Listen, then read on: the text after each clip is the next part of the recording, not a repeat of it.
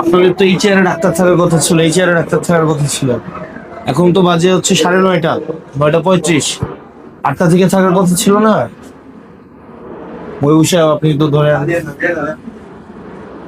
আমি তো আপনাদের প্রতি অনেক সিম্প্যাথেটিক।